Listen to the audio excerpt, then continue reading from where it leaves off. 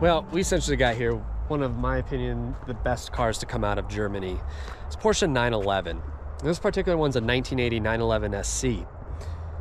It's air-cooled, 3-liter, 6-cylinder, and rear engine, and it drives like no other sports car drives. There's something special about the 911s. But enough of me talking on the outside. Let's go take this car for a spin and see what it's like to be behind the wheel of a 911 SC.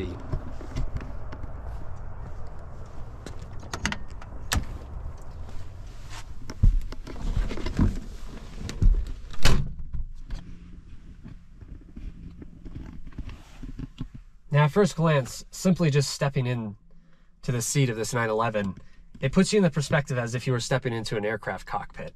It's incredible. There's something special about Porsche and their designs of the 911 to be integrated truly as a driver's car. I mean, you sit in this and you're like, this is a driver's car. I feel like I just stepped in the seat of a Le Mans car. And this is just a daily driving 911. That's what blows my mind about this. Now, some attributes about this car. Yes, it's rear engine. There's no power steering. It's a manual. Ignition's on the left. It does have electric windows. And these are your gauges. And of course, your stereo. This view and this peripheral vision for the driver is absolutely incredible. But the best part about this car is not just sitting in it, it's hearing it. And, well, let's give it a sound test, shall we? I'm gonna have to open up the door because that sounds absolutely amazing. There's something special about an air-cooled engine.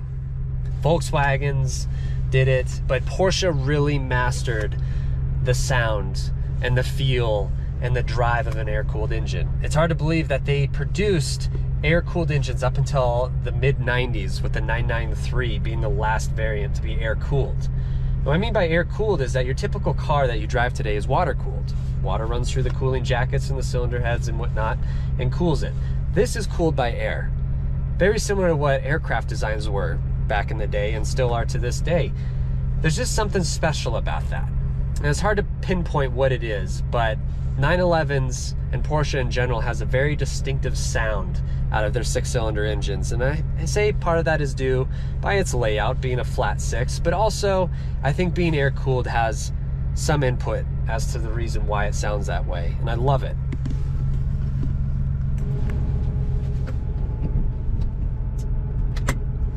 Ugh. Just sitting in this car excites me.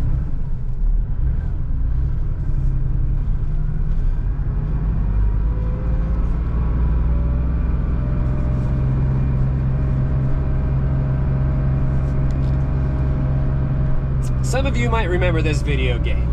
It was from the late 90s. It's called Need for Speed Porsche Unleashed. And Porsche devoted a large amount of money to get that game right. And I tell you what, for childhood and playing that game every night and hearing this sound of this engine, they got it pretty spot on, because I tell you what, it sounds exactly of what childhood was like. Oh.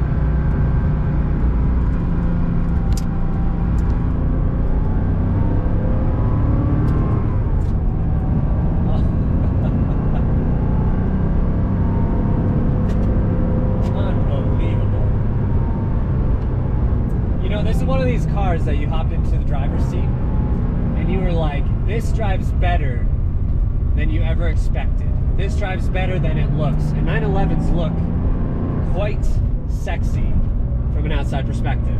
But actually driving a 911 SC really foundations the idea of how well these cars truly are built, and that they were really a driver's car. Just goes into the corners exactly the way it should. The steering's heavy, but not too heavy. It really gives a feedback into the steering wheel of what the car is doing. And I absolutely love that, because I feel like today, in modern times, cars don't talk to you the way that they did back in the day. These cars talk to you. And I guess that's why I'm so enamored by vintage cars. If one was to ask, is because they truly speak to you. They'll talk to you when they're happy, they'll talk to you when they're not happy, and when they are, they absolutely just sing. Listen to this.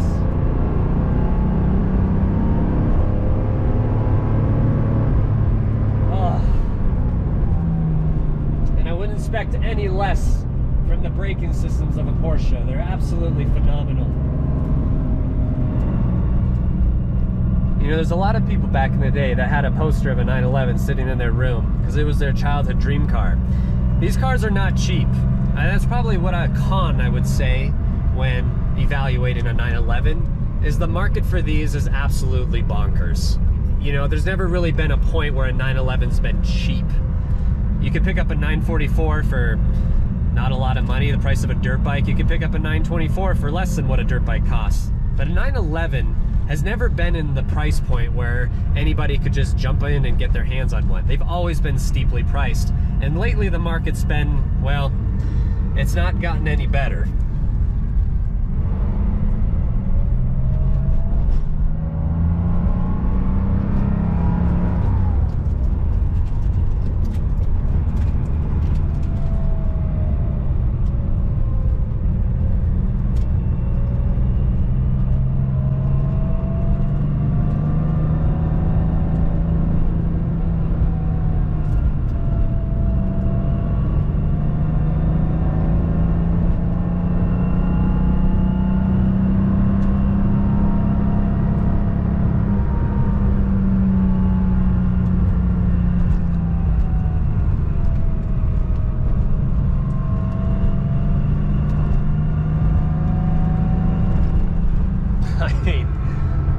Obviously, I have a smile on my face, and that's not because I'm looking forward to what's for dinner tonight. It's because I'm behind the wheel of one of my favorite cars. There's a lot of wonderful cars on the road today. Manufacturers have designed some of the most enjoyable sports cars on the market, but there's something special about a 911. Maybe it's the sound, this like symphony of combustion engineering. I don't know what it is. Maybe it's how they shift, but truly it just comes down to how they drive and how a design has not changed in the last 60 years from a car manufacturer. They all have the same aesthetic, more so the air-cooled than the liquid-cooled side, but I would never turn down driving a newer 911 because I know it would still have some of the behaviors that a classic 911 would. And that's what I think is what makes these cars so special and so loved by all when it comes to a German sports car.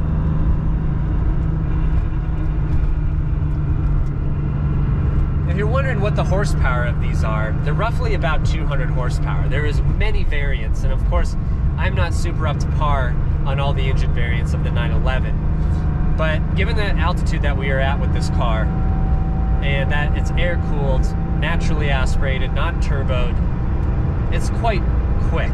And I can't imagine how much of a game changer this car was when it was first released to the public back in the 80s.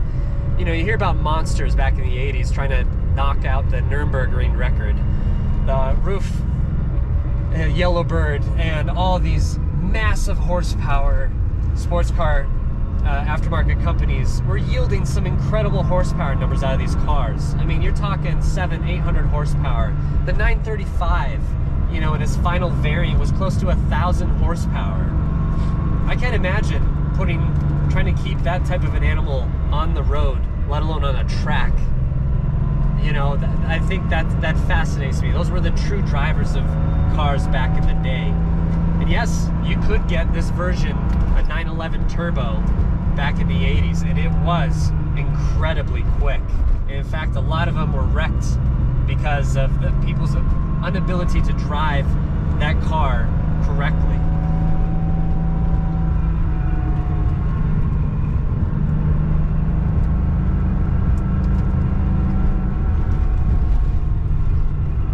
So at the end of the day, what do I think of the 911? Well, I already knew it was going to be good before I even got my hands on the keys.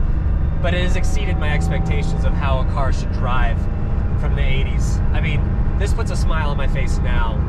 I can't imagine buying this car brand new and driving it home and what the experience was like.